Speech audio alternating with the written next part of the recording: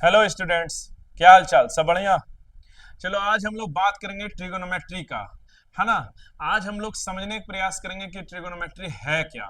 ये बहुत important chapter है क्लास 10th के लिए, 11th के लिए, 12th के लिए एंड कॉम्पिटिटिव एग्जाम्स के लिए। तो चलिए इसका लेक्चर नंबर फर्स्ट देखते हैं। सबसे पहले आज समझने का प्रयास करेंगे कि ट्रिगोनोमेट्री है क्या और इसमें किस चीज का स्टडी करते हैं। देखो, ट्रिगोनोमेट्री एक्चुअली में तीन वर्ड से मिलकर बना है। Try plus gono plus matrix, ये तीन वर्ड्स से मिलकर ये बना है। ठीक है, देखो, ट्राई ट्राई का मीनिंग होता है थ्री। ट्राई का मीनिंग होता है थ्री।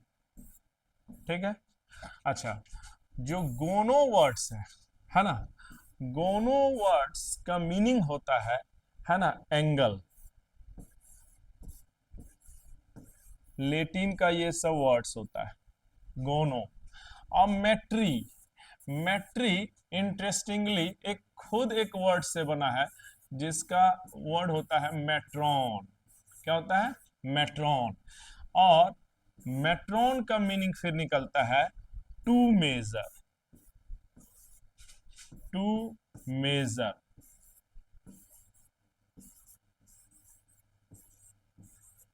To measure. तो ट्रिगोनोमेट्री में जो तीन वर्ड्स होते हैं, tri plus gono plus metry, metry खुद मेट्रॉन से बना होता है। ट्राई का मीनिंग होता है थ्री, गोनो का एंगल, और मैट्री जो मेट्रॉन से बना है उसका अर्थ होता है मेजर। तो आप देखिए क्या यहाँ पर मीनिंग आ रहा है, खुद देखो आप। थ्री एंगल, थ्री एंगल का क्या है? मेजरमेंट है। इसका मतलब है, आप खुद समझ के देखो कि थ्री एंगल फिर होता है किस में। तो थ्री एंगल होता है ट्राइंगल में। किस में होता है? ट्राइंगल में। यानी ट्राइंगल का इसमें क्या करना है? मेजर करना है। ट्राइंगल का क्या करना है इसमें? मेजर करना है। तो आप देखो तो क्या निकला ट्रिगोनोमेट्री का मतलब, कि ट्राइंगल का इसमें मेजरमेंट होता है। ट्राइंगल का इसमें क्या होता है? ट्रिगोनोमेट्री में मेजरमेंट होता है। ऐसे में आप खुद समझ सकते हो कि ट्रिगोनोमेट्री अब क्या है। तो ट्रिगोनोमेट्री इज एक्चुअली, ट्रिगोनोमेट्री क्या है? ट्रिगोनोमेट्री ब्रांच है किसका? मैथमेटिक्स का, जिसमें मेनली जो डील होता है वो एक ट्राइंगल के बारे में होता है। किसके बारे में? एक ट्राइंगल के बारे में स्टडी होता है। तो actually trigonometry is that branch of mathematics in which we mainly deals about a triangle. एक ट्राइंगल के बारे में स्टडी होता है, यानी ट्रिगोनोमेट्री स्टडी है एक ट्राइंगल का। अब एक बहुत कॉमन सा क्वेश्चन है कि किस तरह का ट्राइंगल। तो याद रखिएगा, सभी बच्चे बोलते हैं कि राइट एंगल ट्राइंगल का है, लेकिन आपको पता चलेगा बाद में कि नहीं, इसमें किसी भी तरह के ट्राइंगल का स्टडी होता है। हाँ, 99% आपको राइट एंगल ही मिलेगा, लेकिन याद रखना ट्रिगोनोमेट्री में एनी काइंड ऑफ ट्राइंगल का स्टडी होता है। एनी काइंड ऑफ ट्राइंगल, किसी भी तरह के त्रिभुज का इसमें अध्ययन होता है ना। किसी भी तरह के इसमें, किसी भी तरह के ट्राइंगल का इसमें स्टडी होता है। Any kind of triangle. ठीक है, तो ट्रिगोनोमेट्री एक्चुअली में मैथमेटिक्स का वह ब्रांच है जिसमें ट्राइंगल का मेजर होता है, यानी ट्राइंगल के बारे में इसमें पढ़ते हैं। ठीक है, समझ में आया क्या है ट्रिगोनोमेट्री। तो ट्रिगोनोमेट्री एक्चुअली तीन वर्ड से बना है, try plus gono plus metry, metry खुद एक वर्ड से बना है मेट्रॉन से। ट्राई का मीनिंग थ्री, गोनो का मतलब एंगल, और मैट्री जो मेट्रॉन से बना उसका अर्थ होता है मेजर। इसका मतलब होता है थ्री एंगल का मेजर। इसका अर्थ थ्री एंगल किस में होता है? ट्रायंगल में। इसका मतलब है ट्रिगोनोमेट्री ट्रायंगल का स्टडी कराता है। अच्छा, किस तरह का ट्रायंगल है? तो एनी काइंड ऑफ ट्रायंगल, ये बात आप रखना, ये नहीं कि सिर्फ राइट एंगल। हाँ, 99% राइट एंगल को ही पढ़ाना होता है, इसलिए हम लोग एक बार राइट एंगल को देख लेते हैं। देखो, तो एक्चुअली में ट्रिगोनोमेट्री में 99% जगह पर आपको मिलेगा राइट एंगल, इसलिए एक बार हम लोग राइट एंगल को देख लेते हैं। ठीक है, ये आपको ऑलरेडी पता होगा, लेकिन फिर भी एक बार इसको देख लेते हैं। देखो, जैसे एक राइट एंगल है, ठीक है, चलो एक और राइट एंगल बनाते हैं। ठीक है, एक और राइट एंगल ले लेते हैं समझने के लिए, इसमें आपको कुछ समझना है।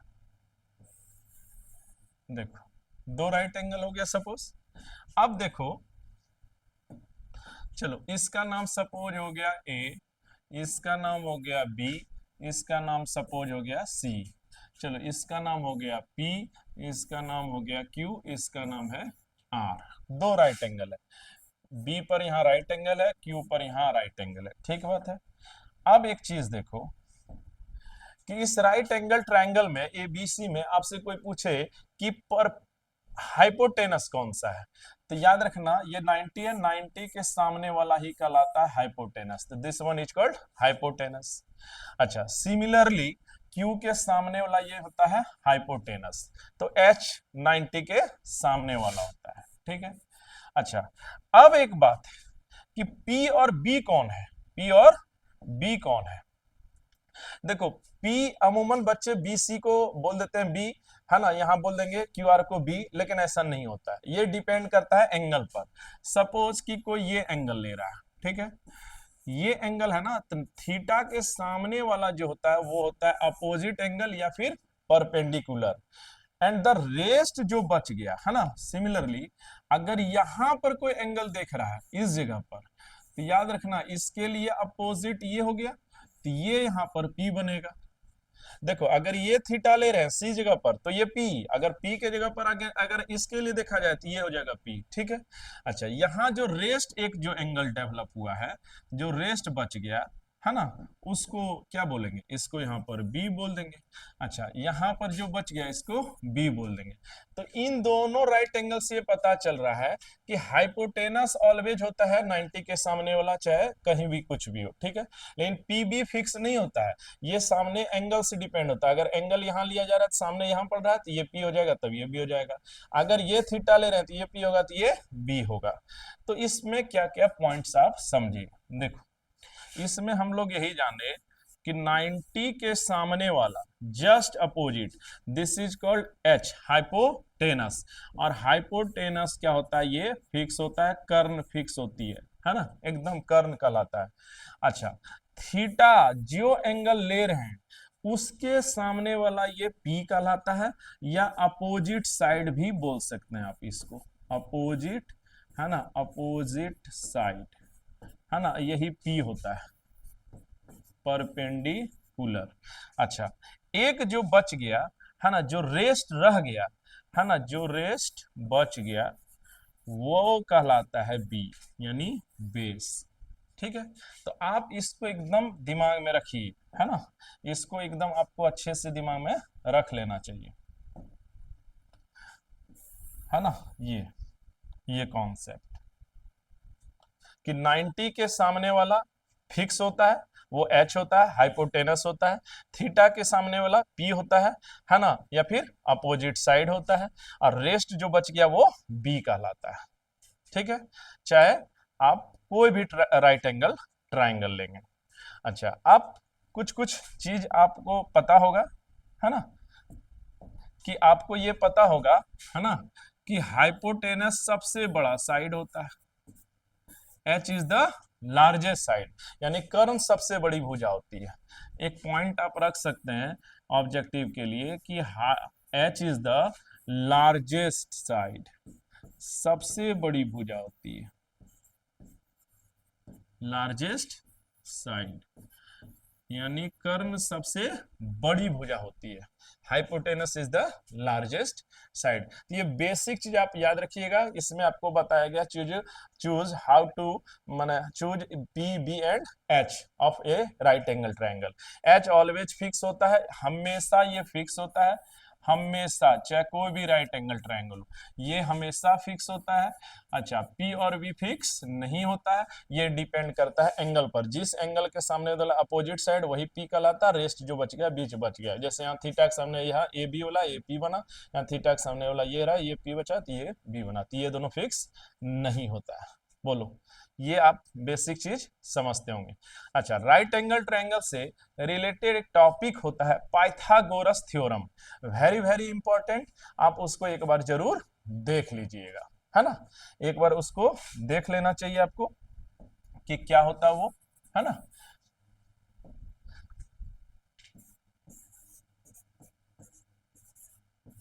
चलिए, तो एक बार हम लोग पाइथागोरस थ्योरम देखेंगे। देखो, एक पहले राइट एंगल ट्रायंगल बनाते हैं, ठीक है, समझने के लिए। आपको ये भी पता होगा, ये जैसे एक राइट एंगल ट्रायंगल है, सपोज एक राइट एंगल ट्रायंगल, चलो नाम देते हैं। ये यहाँ पर 90 है, ये सपोज ए है, ये हमारा बी है, ये हमारा सी है। अच्छा, अच्छा यहाँ इस एंगल से हम ले रहे हैं, तो इसके सामने वाला ये तो हमारा एच हो गया, ये क्लियर है। पी के सामने वाला थीटा के सामने पी हो गया, ये हमारा क्या हो गया, बी हो गया, तो पी भी हो गया, एच हो गया। अब यहाँ पर देखो क्या है, पाइथागोरस थ्योरम। पाइथागोरस थ्योरम क्या कहता है, पाइथागोरस थ्योरम प्रूफ नहीं करना है, वो ज्योमेट्री का पार्ट है, ट्रिगोनोमेट्री का पार्ट नहीं है वो। तो P square plus B square is equal to H square, P square plus B square बराबर एच स्क्वायर, यही होता है। अब आप समझो कि इसमें कितने राह छुपे हैं। देखो देखो इसमें कितना राह छुपा है इसी में। देखो, P square plus B square बराबर एच स्क्वायर, अगर आता है तो बढ़िया, नहीं आता है तो एक बार आप देख लो। सबसे पहला ही बात आप दिमाग में रखो कि ये, इससे ये जरूर पता लगता है कि ये तीन के बीच रिलेशन है। कितने के बीच, तीन के बीच, तीन के बीच, पी बी और एच, तीन के बीच रिलेशन है, पी बी एंड एच, इन तीन के बीच रिलेशन है। अच्छा, इससे क्या है कि अगर कोई भी दो दे दे, जैसे पी और बी दे दिया है, एच निकल जाएगा। तीन है ना, ए पी बी और एच के बीच रिलेशन है, तो पी भी देंगे तो एच निकल आएगा, एच और बी देंगे पी निकल जाएगा, पी और एच देंगे तो बी निकल जाएगा। तो सबसे पहला पॉइंट आपको ये रखना चाहिए कि ये तीन के बीच रिलेशन है, पी बी और एच के बीच रिलेशन। अच्छा, अब देखो कि यहां से क्या क्या फॉर्मूला हमारा बन सकता है। एक्चुअली में मेन यही है, इसी को रखिए, और ये जो अभी हम लिख रहे हैं, है ना, वो वहीं से निकालिए। देखिए, सबसे पहला फॉर्मूला आपका हो सकता है कि H बराबर P square plus B square. H बराबर क्या लिख सकते हैं, root under P square plus B square. देखो, अगर स्क्वायर खत्म होता है तो बेसिक सीरीज में हम बताए थे कि यहाँ पर रूट ले लेता है, तो वहां रूट लगा देना है। एक तो ये फॉर्मूला बन सकता है। दूसरा, आप क्या कर सकते हैं, सपोज ये पी स्क्वायर इधर आ गया, देखो आप P square is equal to क्या लिख सकते हैं, H square minus B square लिख सकते हैं। ऐसे में हमारा फिर फॉर्मूला बनता है कि यहाँ से पी, यहाँ से स्क्वायर खत्म करेंगे तो दूसरे तरफ क्या कर देना है, रूट कर देना है, तो H square minus B square, यहाँ ये बन सकता है, ये बन सकता है। अच्छा, तीसरा फॉर्मूला कि बी स्क्वायर बराबर फिर क्या लिखा जा सकता है, ये लिखा जा सकता है H square minus P square. अब यहां से हमारा आ गया कि b बराबर कितना हो गया, तो b बराबर हो गया root under H square minus P square, तो ये भी एक फॉर्मूला बन सकता है ना। तो देखो कब कहाँ यूज होगा, खुद सोचो आप। देखो, अगर सपोज इस फॉर्मूला में, देखो इस फॉर्मूला में अगर P और B दे दिया है तो H निकालने का फॉर्मूला हो जाएगा, तो P और B दिया रहे तो इस फॉर्मूला से आप H निकाल सकते हो। अच्छा, ये फॉर्मूला जो सेकेंड वाला लिखे है, इसमें कब लगाएंगे, जब H और B दे देगा तब P तब P निकल जाएगा। सपोज H और B दे देगा तो P निकल जाएगा, तो ये हाथ से निकलेगा। अच्छा, अब ये फॉर्मूला कब यूज करेंगे, जब H और P दे दे तब B निकल जाएगा। यहाँ सेकेंड वाला में H और B दे दे तब P निकल जाएगा, यहाँ H और P दे तब यहाँ B निकल जाएगा। तो ये इसका क्या है, यूज है। तो आप सिर्फ याद मत कर लीजिए, है ना, इसको सिर्फ याद मत कर लीजिए, है ना, इसको समझिए कि P square plus B square बराबर एच स्क्वायर क्या है। तो सबसे बड़ी बात है कि ये तीन के बीच रिलेशन है, कोई भी दो दे दे, जैसे पी बी दे दे तो एच निकल जाएगा, बी एच दे दे पी निकल जाएगा, एच पी दे दे तो बी निकल आएगा। तो ये फॉर्मूला और ऐसे ये निकाला जा सकता है।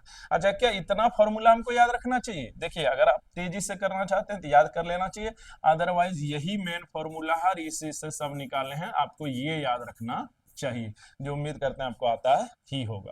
तो ये था हमारा पाइथागोरस, और यही इसका एप्लीकेशन है कि तीन के बीच रिलेशन है, तीसरा निकल आएगा।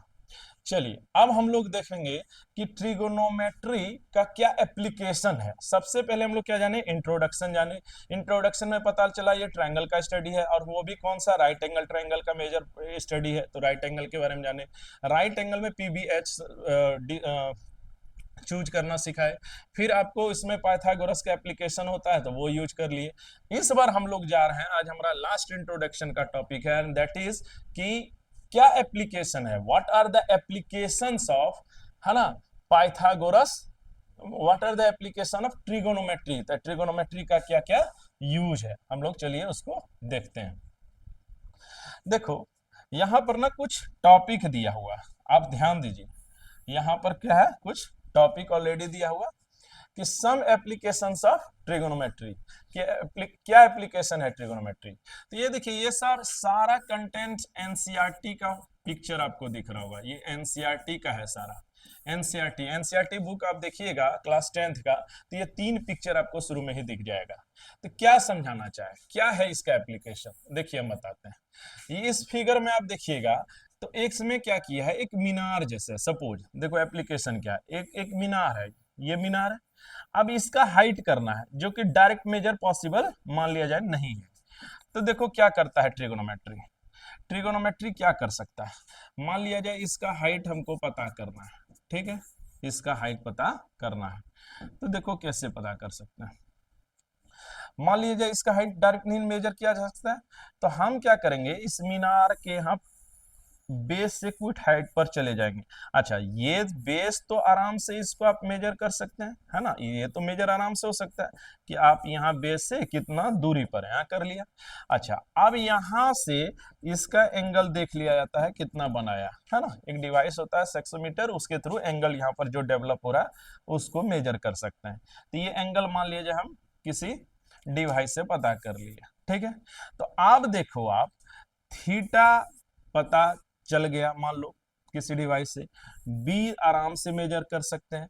तो इन दोनों की मदद से ना, इन दोनों के मदद से इस हाइट को भी आराम से निकाला जा सकता है। जब आप एप्लीकेशन का सवाल बनाएंगे तो उसमें ये चीज पता आपको चल जाएगा। तो देखो, ये चीज एक्चुअली में मेजर करना था हाइट, लेकिन हम वो डायरेक्ट मेजर नहीं कर सकते थे, इसलिए हम पहले एक बेस नाप लिए और एक सपोज किए एक एंगल नाप लिए, इसकी मदद से हम नाप लिए। तो आप कह सकते हैं कि ट्रिगोनोमेट्री हेल्प्स करता है किसमें, कि किसी चीज को मेजर करना तो उसको इनडायरेक्टली अदर टर्म्स में कैसे निकाल सकते हैं। जैसे ये हाइट हमको पता करना है, इसके और इस एंगल के बेस पर हम कैसे इसको पता कर सकते हैं, तो ट्रिगोनोमेट्री वहां पर हेल्प करता है। तो ये फिगर में आपको वही समझाया गया कि यहाँ पर जो है, जैसे ये हाइट पता करना है मीनार का, तो यहाँ से चला गया है, यहाँ बेस पर ये मेजर कर लिया और ये एंगल मेजर कर लिया, इसकी मदद से ये मेजर कर लिया। तो इनडायरेक्ट मेजरमेंट करने का ये तरीका दे देता है कि दूसरे के टर्म में आप इसको निकाल सकते हैं। देखिए सेकेंड फिगर 8.2 जो एनसीईआरटी बुक में दिया है, उसमें ये समझाया कि सपोज एक लड़की है ना, और एक यहाँ पर एक बालकनी में वो बैठी है, यहाँ कहाँ बैठी है, एक बालकनी में बैठी है। अब वो क्या देखती है कि एक रिवर है, रिवर के जस्ट अपोजिट साइड है ना, यहाँ पर कहीं कुछ एक पेड़ या कुछ देखती है वो, तो वही पूछता है कि इसका आप बता सकते हैं विड्थ कितना होगा इस रिवर का, जबकि ये डायरेक्ट मेजरमेंट पॉसिबल नहीं है।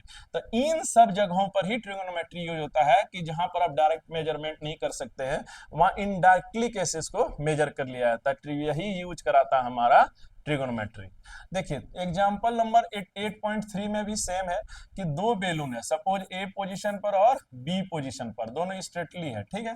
अब एयर में अब हमको इसको मेजर करना, सपोज ए बी का डिस्टेंस, है ना, जबकि ये डायरेक्ट मेजर पॉसिबल नहीं है, ए बी को डायरेक्टली मेजर नहीं कर सकते हैं। तो ए बी को मेजर ना हम लोग इनडायरेक्टली मेथड से कर सकते हैं, किसकी मदद से, ट्रिगोनोमेट्री की मदद से। तो ट्रिगोनोमेट्री हेल्प्स करता है कि जो चीज डायरेक्ट मेजरमेंट नहीं हो सकता है, इनडायरेक्टली दूसरे के टर्म में कैसे कर सकते हैं। समझ में आया? चलिए जब इसका एप्लीकेशंस का प्रॉब्लम आप बनाएंगे तो बहुत बहुत बहुत आसानी से इस सब समझ में पूरा आने लगेगा। तो उम्मीद करते हैं कि आज का इंट्रोडक्शन का क्लास हमारा ट्रिगोनोमेट्री में समझ में आ गया होगा। ये हमारा लेक्चर नंबर 1 था, equally important for again I would say कि 10th के लिए, 11th के लिए, 12th के लिए एंड कंपटीशन एग्जाम के लिए, है ना। लेक्चर 2 में हम लोग इसी से रिलेटेड अदर टॉपिक्स भी एनसीईआरटी अकॉर्डिंग देखेंगे। चलिए आज के लिए इतना ही, है ना। अगर वीडियो पसंद आया हो तो चैनल को लाइक करना, शेयर करना एंड सब्सक्राइब करना। जय हिंद, जय भारत।